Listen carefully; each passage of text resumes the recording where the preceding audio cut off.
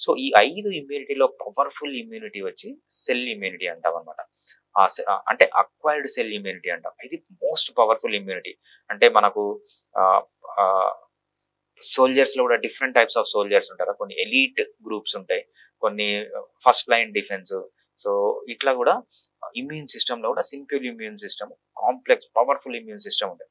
ఈ హెచ్ఐవి ఏం చేస్తుందంటే ఏదైతే అన్నిటికంటే మోస్ట్ పవర్ఫుల్ ఇమ్యూన్ సిస్టమ్ ఉంటుందో ఈ 5 ఇమ్యూన్ సిస్టమ్‌లో డైరెక్ట్‌గా దాన్నే అటాక్ చేస్తుంది. ఎప్పుడైతే దాన్ని అటాక్ చేస్తుందో మీకు వేరే డిసీజెస్ అన్నీ వస్తుంటాయి.